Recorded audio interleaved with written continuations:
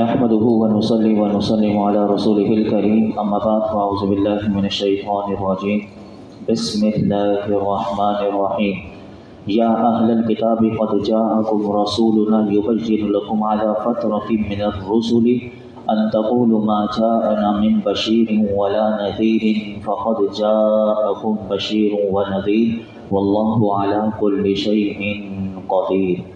اے کتاب والو، بے شک تمہارے پاس ہمارے رسول تشریف لائے۔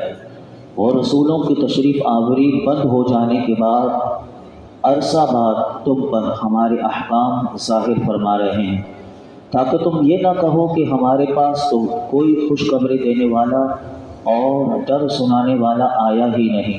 تو بے شک تمہارے پاس خوشخبری دینے والا اور ڈر سنانے والا تشریف لا چکا، اور اللہ ہر شے پر قادر ہے۔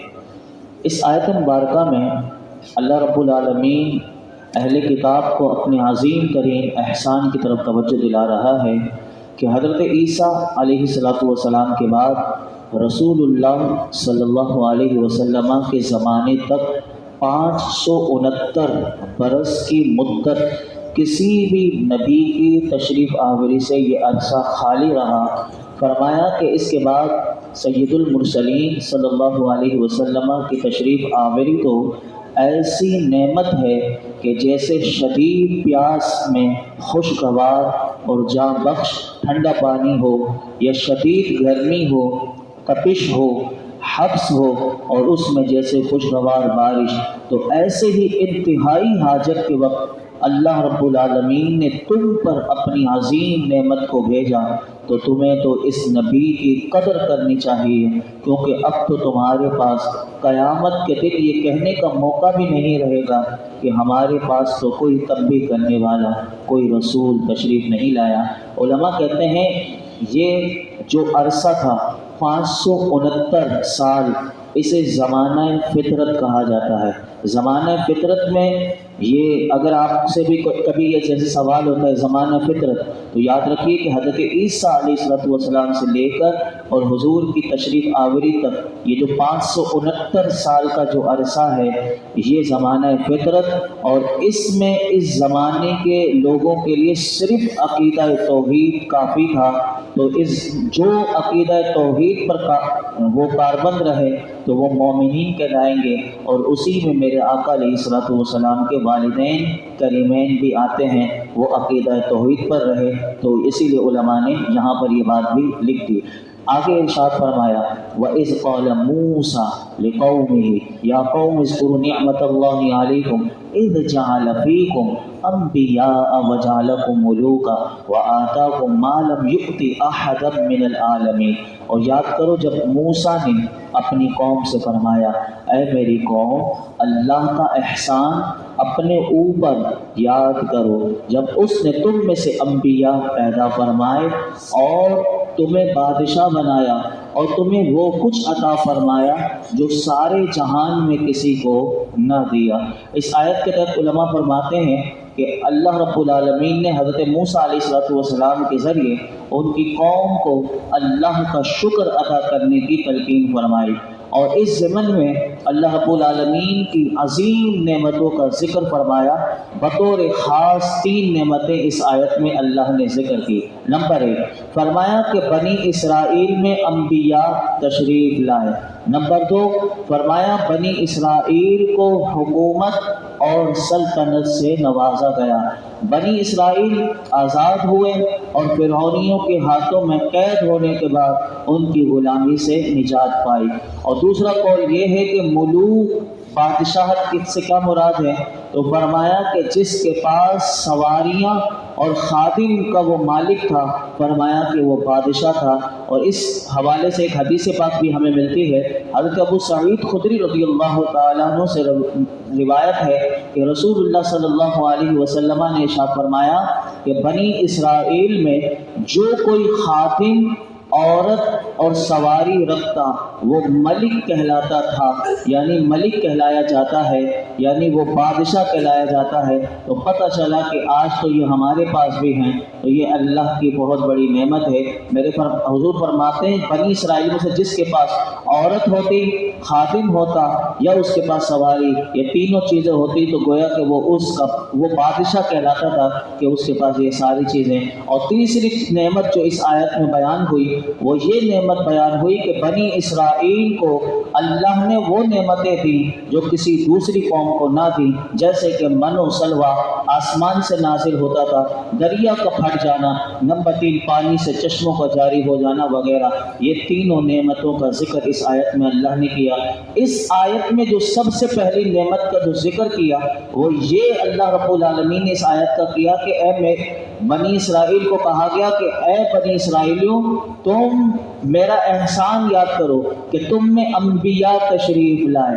تو علماء نے کہا کہ اس سے پتہ چلا کہ نبیوں کی آمد یہ اللہ کی نعمت ہے، اور اس کو یاد کرنے کا اور اس پر احسان اللہ کا شکر ادا کرنے کا ذکر کیا گیا۔ تو پتہ چلا کہ نبیوں کا ذکر کرنا، ان کی تشریف آوری کا، یہ برکات اور ثمرات کا سبب ہے۔ تو علماء نے اسی آیت کے ضمن میں فرمایا کہ رسول اللہ صلی اللہ علیہ وسلم کا میلاد منانا بھی اس آیت سے ثابت ہوتا ہے، اور کیونکہ اس میں اللہ نے ذکر کیا کہ تمہیں نبیوں تم بنی اسرائیلیوں میں نے انبیاء کو بھیجا، تو اس نعمت کو یاد کرو۔ تو جب اللہ رب العالمین نے اس نعمت کو یاد کرنے کا ذکر دیا تو ہمیں تو اللہ نے اپنے محبوب عطا کر دیا۔ تو پتہ چلا کہ حضور کا ذکر کرنا تو اس آیت سے بدرجہ اولا ہمیں پتہ چلا کہ حضور کا میلاد منانا اور حضور کا ذکر کرنا یہ بھی اس آیت سے پتہ چلتا ہے۔ اور اسی آیت میں علماء کہتے ہیں کہ اقتدار کی بات اللہ نے کی، اقتدار ملے تو اس بات پر بھی اللہ کا شکر ادا کرنا چاہیے۔ تو اگر کسی کو بھی اللہ حکومت دے، سلطنت دے، کوئی عہدہ دے تو یہ بھی اللہ کی نعمت ہے۔ اب اس کا شکر کیسے ادا کرے گا؟ تو اس کا طریقہ علماء نے یہ لکھا کہ اگر کسی کو حاکم بنایا جائے کسی بھی چیز کا تو فرمایا کہ سب سے پہلا اس کا کام یہ ہے کہ وہ اللہ کے حکم کے مطابق اپنی حکومت کو، اپنی سلطنت کو، اپنے عہدے و منصب کو استعمال کرے۔ اور نمبر 2، غریبوں کی مدد اس کو کرنی چاہیے، لوگوں کے حقوق ادا کرنے چاہیے، ظلم کا خاتمہ کرنا اس میں شامل ہے، ملک کے باشندوں کو امن و سکون کی ان کی زندگی کو فراہم کرنا، موقع فراہم کرنا، یہ اس کے اقتدار میں آتا ہے۔ لیکن ہم فی زمانہ جب دیکھتے ہیں تو کسی کو اقتدار ملتا ہے، سلطنت ملتا ہے، غریبوں کا تو خون چوس لیا جاتا ہے، غریبوں کی مدد کیا ہوگی، لوگوں کے حقوق کیا ادا کیے جائیں گے، بلکہ ان کے حقوق کو پامال کیا جاتا ہے، ظلم کا خاتمہ بھی ہمیں نظر نہیں آتا، بلکہ ظالم اور دلیر ہو جاتے ہیں، کیونکہ یہ اقتدار میں جو بیٹھے ہوئے ہوتے ہیں انہی کی سرپرستی میں ظلم اور بڑھتا ہے، اور ملک کے باشندوں کو امن و سکون ہمیں نہیں نظر آتا کہ ان کو مل رہا ہو۔ تو پتہ چلا کہ اقتدار ملے تو یہ کام کرنا پڑے گا، ورنہ اقتدار سے انسان اپنے آپ کو بچائے۔ اسی طرح حکمرانوں کے لیے بہت ساری حدیث مبارکہ آتی ہیں، میں صرف ایک حدیث پاک آپ کے سامنے رکھتا ہوں کہ اگر کسی کو اقتدار ملے تو اس کے بارے میں میرے آقا علیہ الصلوۃ والسلام کیا ارشاد فرماتے ہیں۔ بخاری شریف کی حدیث پاک ہے، حضرت معقل بن یسار رضی اللہ تعالیٰ عنہ سے مروی ہے کہ رسول اللہ صلی اللہ علیہ وسلم نے ارشاد فرمایا، جس شخص کو اللہ رب العالمین نے کسی رعایا کا حکمران بنایا ہو اور وہ خیر خواہی کے ساتھ ان کی نگہبانی کا فریضہ ادا نہ کرے، میرے آقا فرماتے ہیں وہ جنت کی خوشبو بھی نہیں سونگھ سکے گا۔ جنت میں جانا تو دور کی بات ہے، اسے جنت کی خوشبو بھی میسر نہیں آئے گی۔ اور بھی بے شمار حدیث مبارکہ ہیں جس میں سوچنا چاہیے۔ ہمارے جو اسلاف ہوتے تھے وہ کس طرح اقتدار انہیں ملتا تھا، تو وہ اقتدار ملنے کے بعد اس کا حق ادا کیسے کرتے تھے، میں صرف عمر ثانی جن کو کہا جاتا ہے اس کی ایک جھلک آپ کے سامنے رکھتا ہوں، جن کو حضرت عمر بن عبدالعزیز کہتے ہیں۔ اور وہ حضرت عمر بن عبدالعزیز کو جب اقتدار ملا تو ان کی زوجہ محترمہ کیا بتاتی ہیں، سنیے۔ آپ فرماتی ہیں کہ جب آپ کو مرتبہ خلافت پر آپ فائز ہوئے تو سب سے پہلے آپ گھر پر آ کر آپ مصلی مسلح پر بیٹھ کر رونے لگ گئے، کیونکہ آپ کو یہ منصب ملا تو آپ رونے لگ گئے، اور فرماتی ہیں کہ آپ اتنا روئے کہ آپ کی آنسو سے آپ کی داڑھی مبارک پوری گیلی ہو گئی۔ یہ دیکھ کر آپ کی زوجہ کہتی ہیں میں نے عرض کی اے امیر المومنین آپ کیوں رو رہے ہیں؟ تو آپ نے فرمایا میری گردن پر حضور کی امت کا بوجھ ڈال دیا گیا، یعنی یہ کتنا بڑا بوجھ ہے، اور اس کا درد دیکھیے کتنا بڑا سمجھنے والی بات ہے۔ فرماتے ہیں کہ میری گردن پر حضور کی امت کا بوجھ ڈال دیا گیا۔ فرماتے ہیں جب میں نے بھوکے فقیروں، مریضوں، مظلوم قیدیوں، مسافروں، بوڑھوں، بچوں، عیالداروں، الغرض پوری سلطنت کے مصیبت زدوں کی خبرگیری کے بارے میں غور کیا، اور مجھے معلوم ہے کہ میرا رب قیامت کے دن اگر ان کے بارے میں مجھ سے بعض کچھ فرمائے گا، یعنی مجھ سے پوچھے گا، تو فرماتے ہیں مجھے اس بات سے ڈر لگ رہا ہے کہ کہیں ایسا نہ ہو کہ میرے رب کی بارگاہ میں میری زبان سے کوئی جواب نہ بن پڑے۔ اللہ اکبر۔ آپ نے پھر وہ دور آپ کا اتنا سنہری دور تھا، کبھی آپ پڑھیے گا تو آپ کو پتہ چلے گا کہ آپ کے دور میں لوگ زکوٰۃ لے کر گھومتے تھے، کوئی زکوٰۃ لینے والا نہ ملتا تھا، یعنی اتنا سکون لوگوں کو آپ نے دیا تھا۔ لیکن خوف خدا دیکھیے کہ سارے لوگوں کی فکر ہے، مریضوں کی بھی فکر ہے، مسافروں کی بھی فکر ہے، قیدیوں کی بھی فکر ہے، بوڑھوں کی بھی فکر ہے، بچوں، عورتوں، سب کی فکر ہے، اور کوئی بھوکا نہ سو جائے، کوئی فقیر بھی بھوکا نہ سو جائے، کیا فکر ہوتی تھی۔ لیکن آج تو صرف ایوانوں میں بیٹھ کر صرف وہ چور، یہ چور، وہ چور، بس یہی پورا زندگی 70 سال سے ہم یہی سنتے ہوئے آ رہے ہیں کہ جنہوں نے اقتدار میں بیٹھ کر وہ چور ہے تو یہ چور ہے، وہی چور کا باپ بیٹھ کر آ کر پھر اقتدار میں بیٹھ جاتے ہیں، بس یہی ہم سنتے رہتے ہیں۔ لیکن یہ سوچنے والی ذمہ داری ہے، یہ قیامت کے دن بہت بڑا حساب دینا پڑے گا۔ اللہ رب العالمین ہم سب کے جو پاکستان کے جو حکمران ہیں اللہ ان کو عقل سلیم عطا فرمائے۔ آگے ارشاد فرمایا یا قوم ادخلوا الارض المقدسۃ التي كتب الله لكم ولا ترتدوا على ادباركم فتنقلبوا خاسرین۔ موسیٰ علیہ السلام نے فرمایا اے میری قوم اس پاک سرزمین میں داخل ہو جاؤ جو اللہ نے تمہارے لیے لکھ دی ہے، اور اپنے پیٹھ پیچھے نہ پھرو کہ تم نقصان اٹھاتے ہوئے پلٹو گے۔ حضرت موسیٰ علیہ السلام نے اپنی قوم کو سب سے پہلے اللہ کی نعمتیں یاد دلائیں، اور اس کے بعد اپنے دشمنوں پر جہاد کے لیے نکلنے کا حکم دیا۔ پیچھے بھی آپ سن چکے تھے۔ اب انہیں جب حکم دیا کہ اے میری قوم اس مقدس سرزمین میں داخل ہو جاؤ، اس زمین کو مقدس کیوں کہا گیا؟